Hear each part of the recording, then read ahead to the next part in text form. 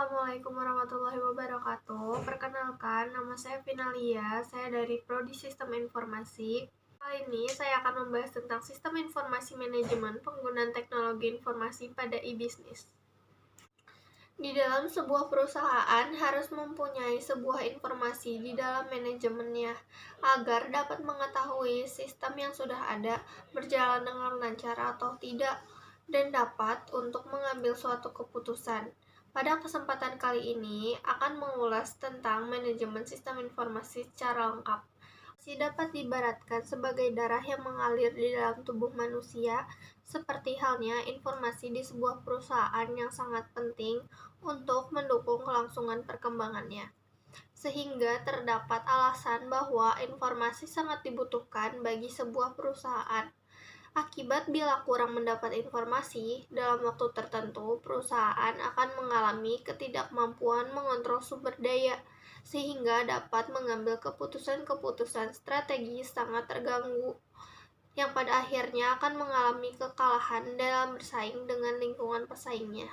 Samping itu, sistem informasi yang dimiliki seringkali tidak dapat bekerja dengan baik. Masalah utamanya adalah bahwa sistem informasi tersebut terlalu banyak informasi yang tidak bermanfaat atau berarti. Memahami konsep dasar informasi adalah sangat penting dalam mendesain sebuah sistem informasi yang efektif. Menyiapkan langkah atau metode yang menyediakan informasi yang berkualitas adalah tujuan dalam mendesain sistem baru. Sebuah perusahaan mengadakan transaksi-transaksi yang harus diolah agar bisa menjalankannya kegiatan sehari-hari. Konsep dasar informasi terdapat beberapa definisi, antara lain yang pertama, data yang diolah menjadi bentuk yang lebih berguna dan lebih efisien pada penerimanya.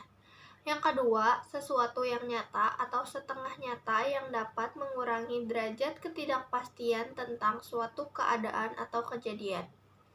Sebagai contoh, informasi yang menyatakan bahwa nilai rupiah akan naik akan mengurangi ketidakpastian mengenai jadi tidaknya sebuah investasi akan dilakukan. Nilai informasi suatu informasi dikatakan bernilai bila manfaatnya lebih efektif dibandingkan dengan biaya mendapatkannya, dan sebagian besar informasi tidak dapat ditaksir keuntungannya dengan suatu nilai uang, tetapi dapat ditaksir nilai efektivitasnya. Fungsi sistem informasi. Fungsi utama diterapkannya sistem informasi dalam suatu perusahaan yaitu yang pertama, mempermudah pihak manajemen untuk melakukan suatu perencanaan, pengawasan, pengarahan, dan pendelegasian kerja kepada semua departemen yang mempunyai hubungan komando atau koordinasi dengannya. Yang kedua, untuk meningkatkan sebuah efisien dan efektivitas data yang tersaji akurat dan tepat waktu. Yang ketiga, untuk meningkatkan suatu produktivitas dan penghematan biaya dalam suatu organisasi. Yang keempat, untuk meningkatkan kualitas sumber daya manusia karena unit sistem kerja yang terkoordinir dan sistematis. Tujuan sistem informasi. Yang pertama, untuk menyediakan suatu informasi dalam pengambilan suatu keputusan. Yang kedua, untuk menyediakan suatu informasi yang digunakan di dalam suatu perencanaan, pengendalian, pengevaluasian, dan juga perbaikan berkelanjutan. Yang ketiga, untuk menyediakan suatu informasi yang digunakan di dalam suatu perhitungan harga pokok produk, jasa, dan tujuan lainnya yang diinginkan oleh perusahaan. Proses manajemen sebagai aktivitas. Yang pertama, ada perencanaan. Formulasi terperinci untuk mencapai suatu tujuan akhir tertentu adalah aktivitas manajemen yang disebut perencanaan. Oleh karenanya, perencanaan mensyaratkan penetapan tujuan dan identifikasi metode untuk mencapai tujuan tersebut. Yang kedua, ada pengendalian. Perencanaan hanyalah setengah dari pertempuran. Setelah suatu rencana dibuat, rencana tersebut harus diimplementasikan, dan manajer serta pekerja harus memonitor pelaksanaannya untuk memastikan rencana tersebut berjalan sebagaimana mestinya. Aktivitas manajerial untuk memonitor pelaksanaan rencana dan melakukan tindakan korektif sesuai kebutuhan disebut pengendalian. Yang ketiga, ada pengambilan keputusan. Proses pemilihan di antara berbagai alternatif disebut dengan proses pengambilan keputusan. Fungsi manajerial ini merupakan jalinan antara perencanaan dan pengendalian. Manajer harus memilih di antara beberapa tujuan dan metode untuk melaksanakan tujuan yang dipilih. Hanya satu dari beberapa rencana yang dapat dipilih. Komentar serupa dapat dibuat berkenan dengan fungsi pengendalian. Kemudian ada juga manfaat sistem informasi. Pengetahuan tentang potensi kemampuan sistem informasi yang dikomputerisasi akan memungkinkan seorang manajer secara sistematis menganalisis masing-masing tugas organisasi dan menyesuaikan dengan kemampuan komputer. Sistem informasi secara khusus memiliki beberapa kemampuan teknis sesuai yang direncanakan baginya.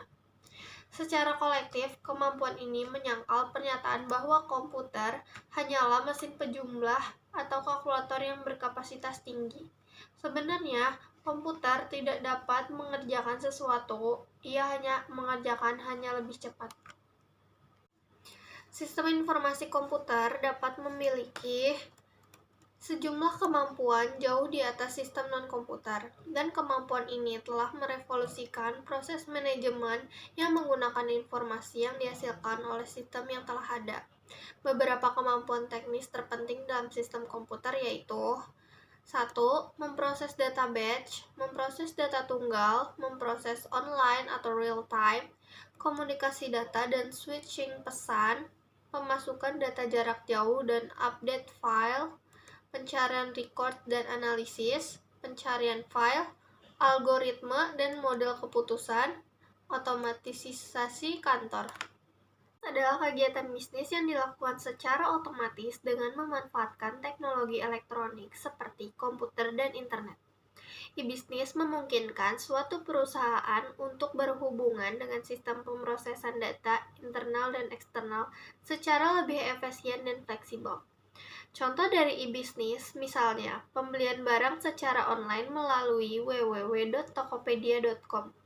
Dari proses pemesanan barang, konfirmasi pembayaran, hingga konfirmasi bahwa pengiriman barang tersebut sudah sampai kepada customer dilakukan secara elektronik. E-bisnis memiliki karakteristik tujuan yang sama dengan bisnis secara konvensional, hanya saja e-bisnis memiliki cakupan yang berbeda. Bisnis mengandalkan pertemuan antar pebisnis seperti halnya rapat di tempat khusus, atau sekedar untuk berkenalan dengan partner bisnis, sedangkan e-bisnis mengandalkan media internet sebagai sarana untuk memperoleh tujuannya. Global saat ini, perusahaan harus mampu berevolusi dan menyesuaikan diri dengan kebutuhan bisnis, baik akan informasi maupun teknologi. Walaupun penerapan e-bisnis di Indonesia belum terbilang marak, namun penelitian yang dilakukan oleh Warta Ekonomi memperlihatkan bahwa 50,2% perusahaan yang menjadi responden sudah menerapkan berbagai aplikasi e-bisnis, di antaranya Enterprise Resource Planning, atau Supply Chain Management, atau Customer Relationship Management. Sebanyak 78,8% perusahaan yang menjadi sampel dalam penelitian tersebut menyatakan bahwa pemanfaatan solusi e-bisnis dapat meningkatkan produktivitas perusahaan. Selain itu, perkembangan pasar yang mulai menjadi global membuat setiap perusahaan harus melayani pasar global tersebut. Saat ini, jarak dan lokasi pasar bukanlah permasalahan yang fundamental lagi. Namun, saat ini permasalahannya adalah bagaimana perusahaan agar bisa dan mampu menarik dan melayani konsumen sebanyak mungkin, tidak peduli lokasi dan jarak yang ada. Bisnis merupakan penggunaan internet dan teknologi informasi untuk dapat mendukung e-commerce, komunikasi perusahaan dan proses bisnis web, di mana keduanya berada di dalam suatu jaringan perusahaan untuk memfasilitasi pelanggan dan rekan bisnis. E-bisnis meliputi e-commerce yang mana melibatkan pembelian, penjualan, dan pemasaran, serta servis produk, servis, dan informasi pada internet dan jaringan. Nggak dapat disimpulkan bahwa e-bisnis merupakan wujud aktivitas yang berasal dari kegunaan internet mencakup seluruh kegiatan bisnis pada perusahaan, yang diantaranya berupa aktivitas layanan pelanggan, kolaborasi dengan mitra bisnis, serta transaksi jual-beli, produk atau jasa penggunaan jaringan elektronik yang biasanya memanfaatkan teknologi web sebagai medianya.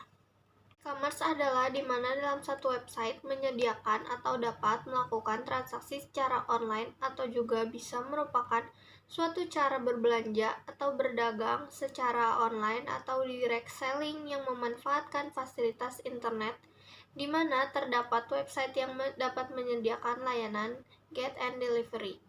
E-commerce akan merubah semua kegiatan marketing dan juga sekaligus memangkas biaya-biaya operasional untuk kegiatan trading atau perdagangan.